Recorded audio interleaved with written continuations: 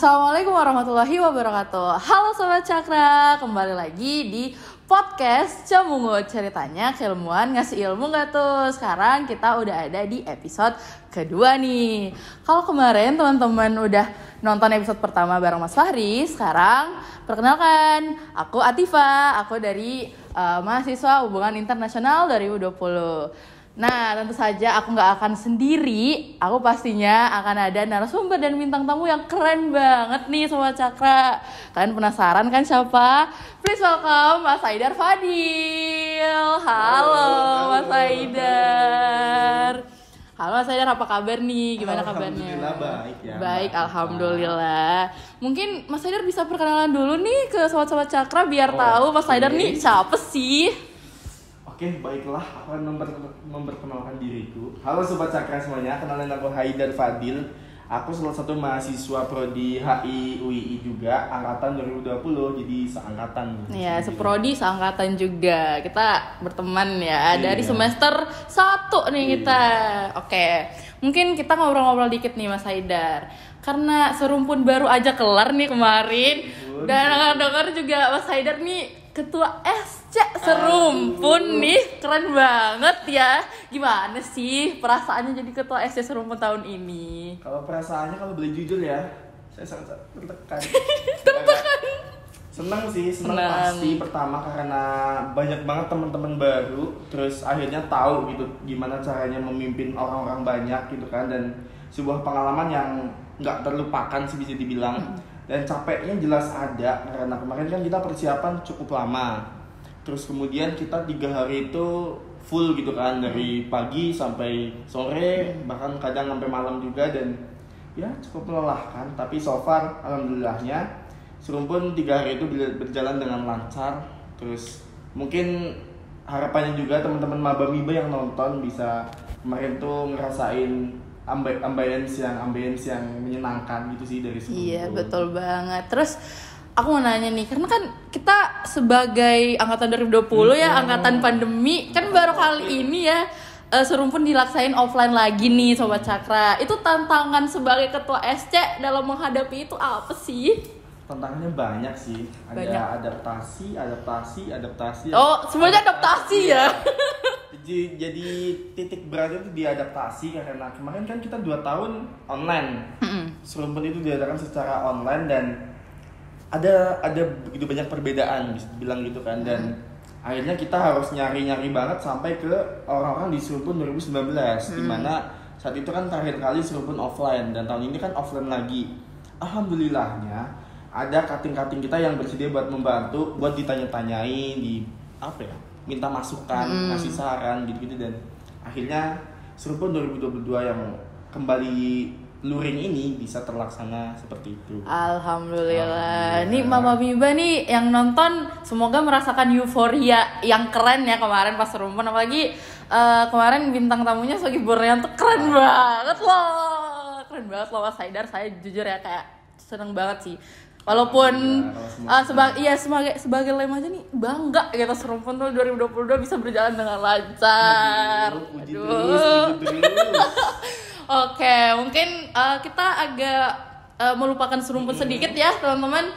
Ini kan kita baru masuk banget semester 5 nih, udah masuk minggu perkuliahan. Gimana nih kuliah Mas Haidar selama seminggu ini? Seminggu ini kebetulan saya tuh sibuk menunggu kuliah karena asinkronus kebetulan. Mungkin dosen-dosen masih mempersiapkan kelas-kelasnya. Iya, dan bisa. Mungkin alhamdulillahnya ya, jadi kita ada waktu persiapan lebih juga. Kita bisa visit ke gedung-gedung yang mau kita datangin, kayak apa ya, bisa dibilang studi banding. Enggak juga sih, datang aja gitu. Iya, datang aja ya, berkunjung.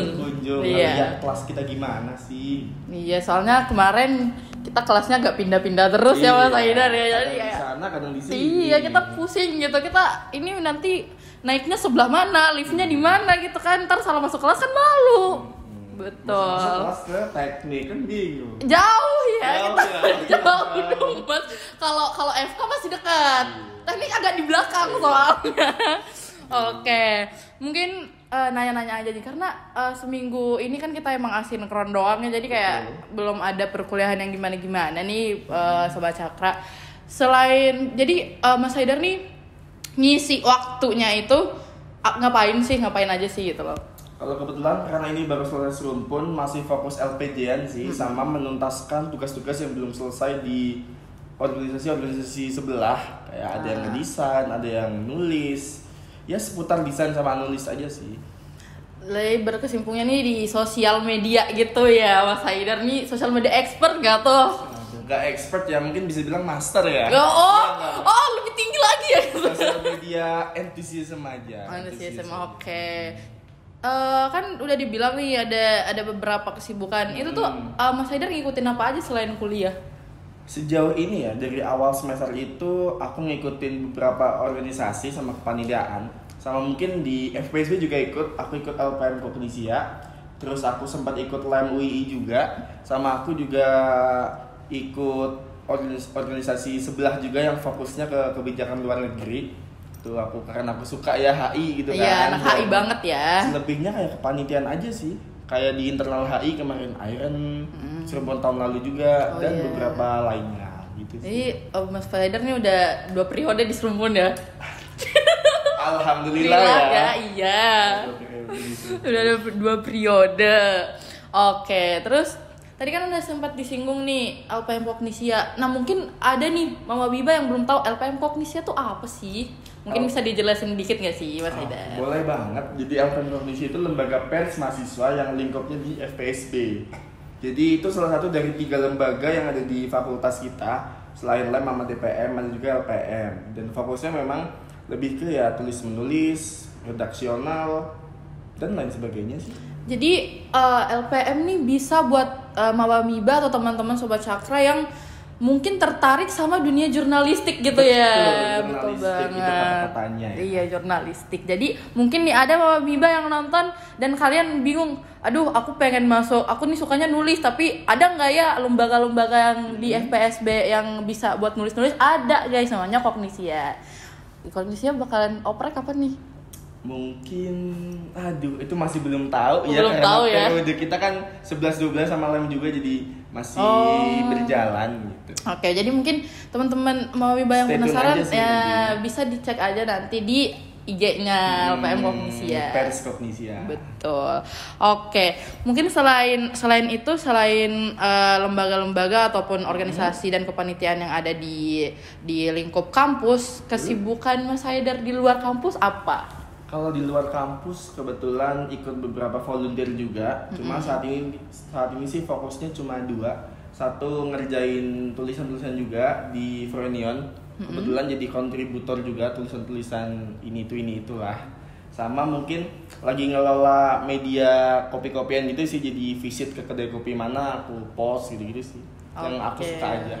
Froenion ya, itu menarik nih. Soalnya saya ini belum pernah denger gitu ya Mas. Apa sih Froenion tuh? Froenion itu bisa dibilang kayak sosial media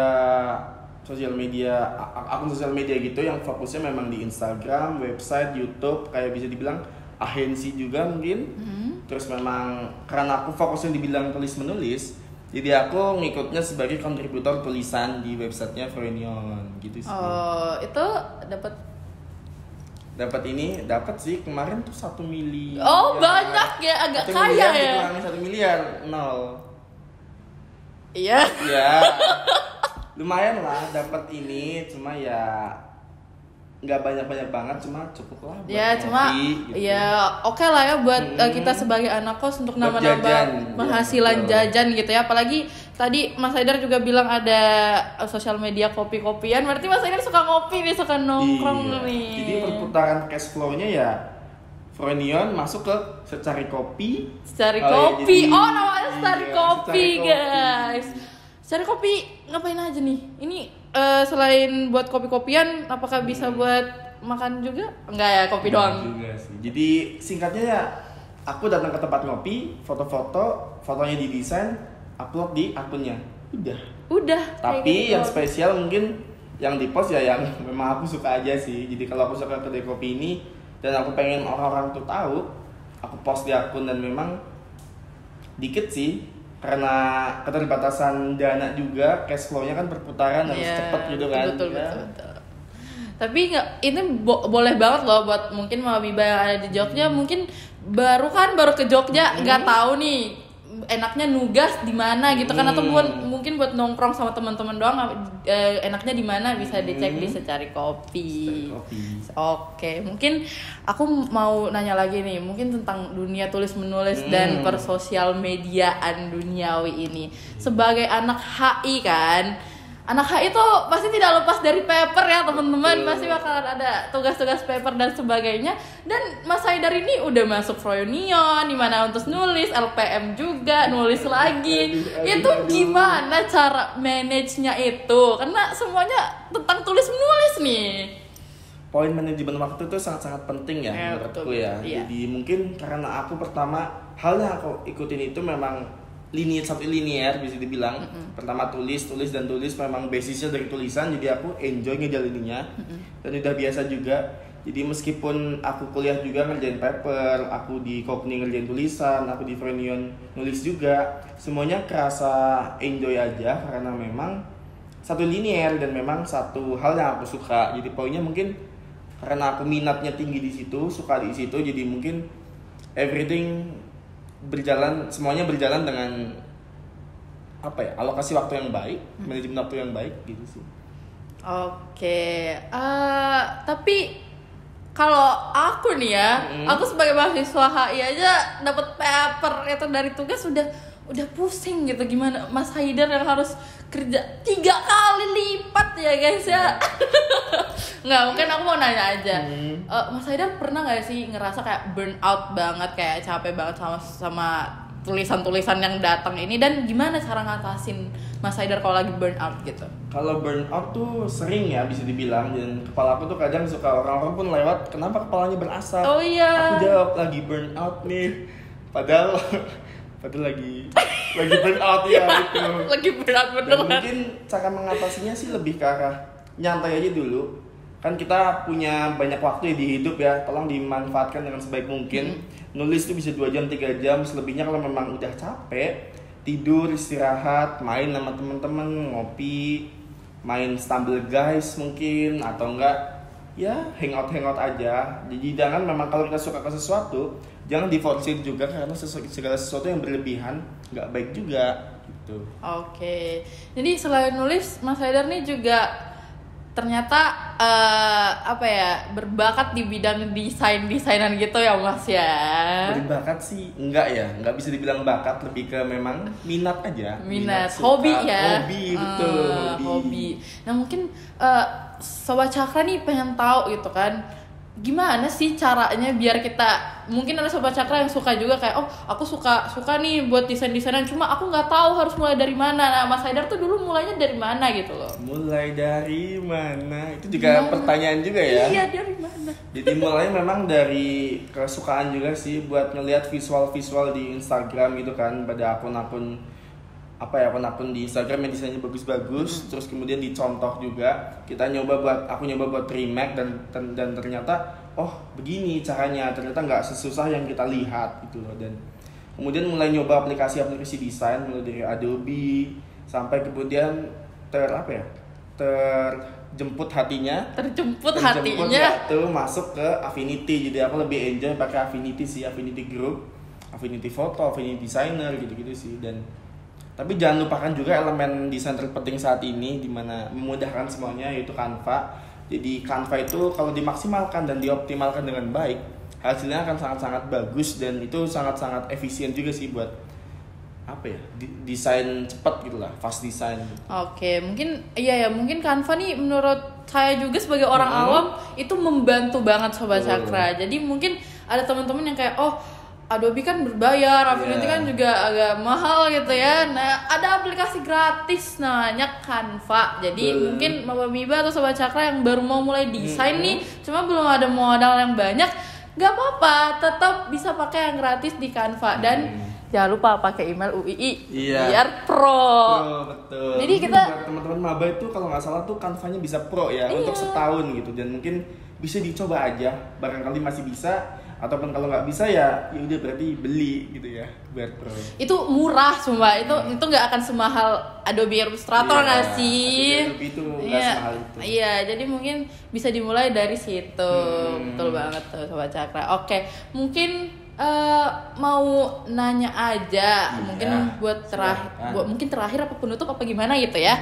Mungkin Sobat Cakra nih, mungkin kayak berpikir apa sih tips dan trik dari seorang Mas Haidar nih biar bisa, mungkin dari tadi yang kayak jurnalistik lah, manage waktu dan desain dan persosial mediaan tuh gimana sih cara biar kita sebagai mahasiswa tuh punya personal branding yang bagus juga di sosial media selain itu gitu loh. Kalau dari aku mungkin ada 3 tips yang nggak utama banget sih, lebih ke 3 tips aja yang mungkin bisa membantu teman-teman maba-miba semua atau nggak teman-teman Sobat Cakra semua. Jadi yang pertama adalah ketahui minatmu. Kalau kamu tahu minatmu di mana, kamu akan lebih mudah buat memaksimalkannya gitu loh. Kayak misal di tulis menulis, ya dimaksimalkan di situ, di fotografi di situ, atau mungkin di apa ya, kayak crafting misal, bikin sesuatu bisa dimaksimalkan juga, dan itu bisa bikin sesuatu di Instagram kamu, di sebagai apa ya, menaikkan personal branding kamu, bisa dikenal sebagai misal Atifa suka merajut, Atifa yang suka merajut. Iya. Itu sih. Yang kedua mungkin tekun, dan kita tuh kalau udah minat ke sesuatu jangan kayak cuma didiemin doang, tapi memang kita tekuni, kita konsisten di hal itu biar nggak sia-sia gitu loh. Kalau kita minat doang kan kayak aku minat kopi tapi kita nggak ke kedai kopi, selamanya akan jadi sesuatu yang kita impikan aja.